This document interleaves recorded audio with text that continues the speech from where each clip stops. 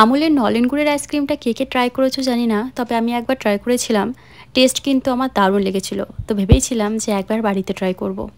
তো সেই মতো কিন্তু আমি আজকে নলেন গুড়ের আইসক্রিম বানিয়েছি। আর এটা এত পারফেক্ট হয়েছে, আর টেস্ট কিন্তু হুবহুও এক এসছে। তো দেখে বুঝতেই পারছো একদম পুরো পারফেক্ট আইসক্রিমটা রেডি হয়েছে। আর সবথেকে বড় কথা, এই আইসক্রিমটা বানাতে যে সমস্ত উপকরণ লাগছে সবকিছু কিন্তু খুব সহজে রান্নাঘরে পেয়ে যায়। তো দেখো, প্রথমে আমি একটা কড়াই নিয়েছি। এর মধ্যে দিচ্ছি 1.5 কাপ পরিমাণ ফুল ক্রিম দুধ। দুধটা কিন্তু আগে থেকে জাল করে রেখেছিলাম। তো সেই দুধটা ঠান্ডা হয়ে যাওয়ার পর আমি একটা কড়াইয়ের মধ্যে নিয়েছি। এরপর এর মধ্যে অ্যাড করতে হবে 4 টেবিল স্পুন গুঁড়ো দুধ। আমি ঠিক যে উপকরণগুলো দেখাচ্ছি আর যে প্রসেসে তোমাদের রেসিপিটা দেখাচ্ছি, অবশ্যই এভাবে একবার ট্রাই করে, একদম পারফেক্ট হবে। এখন এর মধ্যে দিচ্ছি 5 চামচের মতো মিল্কমেড। আর এই মিল্কমেডটা কিন্তু আমার পুরোপুরি হোমমেড মিল্কমেড। আমি তোমাদের সঙ্গে রেসিপিটা আগেই শেয়ার করেছি। মাত্র 2টো উপকরণ দিয়ে কিন্তু মিল্কমেড বাড়িতেই তৈরি করে নেওয়া যায়। এরপর এর মধ্যে 1 চামচ চিনি অ্যাড করেছি। চিনিটা অপশনাল, নাও দিতে পারো। চিনির জায়গায় তোমরা মিল্কমেডের পরিমাণটা একটু বাড়িয়ে দিতে পারো। এরপর সব কিছু ভালো করে একবার মিক্স করে নিতে হবে, যেন কোনো লাম্পস না থাকে। তো এই যে খুব সুন্দরভাবে মিক্স করে নেওয়ার পর এরপর এটা আমরা কিন্তু গ্যাসের ওপর চাপিয়ে দিয়েছি।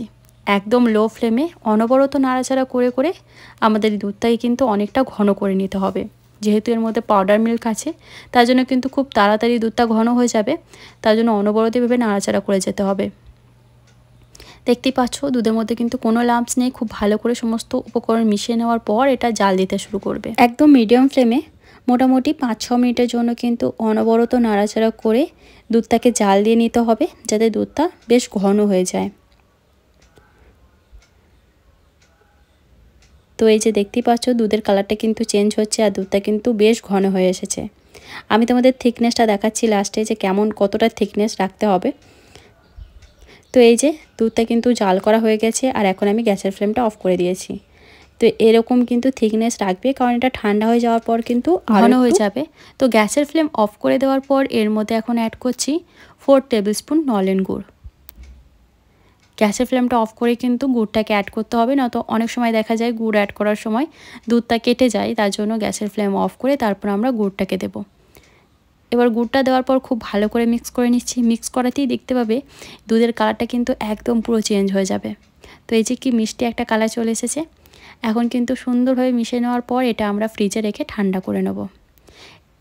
মোটামুটি 1 ঘন্টা পর আমি এখন হুইপড ক্রিমটা রেডি করে নিচ্ছি। তো এই যে 1 কাপ পরিমাণ হুইপড ক্রিম নিয়েছি। যে ক্রিম দিয়ে আমরা কেক বানাই সাধারণত, সেই ক্রিমই নিয়েছি। এখন ক্রিমটাকে বিট করে নিচ্ছি। তোমাদের কাছে যদি এরকম ইলেকট্রিক ব্লেন্ডার না থাকে, তোমরা মিক্সির বাটিতে দিয়েও কিন্তু ক্রিমটাকে বিট করে নিতে পারো। কারণ এই ক্রিমটা কিন্তু কেকের ক্রিম যেরকম আমরা ফুল বিট করি, সেরকম বিট করার দরকার নেই।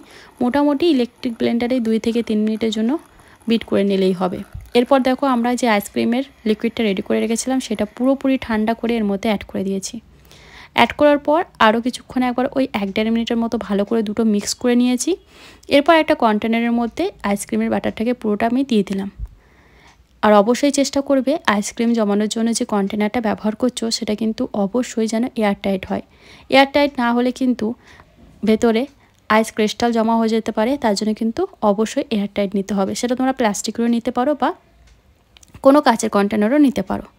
ওপর থেকে আমি ড্রাই ফ্রুট ছড়িয়ে দিয়েছি। এটা দেখতেও যেমন ভালো লাগে, আর খাওয়ার সময় মুখে পড়লেও কিন্তু খুব ভালো লাগে। তারপর ডিপ ফ্রিজে মোটামুটি আমি 15 থেকে 16 ঘন্টা ছেড়ে দিয়েছিলাম। তারপর দেখো খুব সুন্দরভাবে জমে গেছে, দেখতেই পেলে। এরপর আমি তোমাদের আইসক্রিমটা কেটে দেখাচ্ছি যে কতটা পারফেক্ট হয়েছে। তো দেখেই বুঝতে পারছো একদম পুরো পারফেক্ট রেডি হয়েছে আইসক্রিমটা। ঠিক আমি যেমনভাবে তোমাদের সঙ্গে রেসিপিটি শেয়ার করলাম, ঠিক সেইভাবে কিন্তু সমস্ত উপকরণ দিয়ে যদি তোমরা এই আইসক্রিমটা বানাও, খুব টেস্টি হয়। অবশ্যই একবার বানিয়ে দেখো। আর সমস্ত উপকরণ দেখতেই পেলে রান্নাঘরেই পেয়ে যাবে।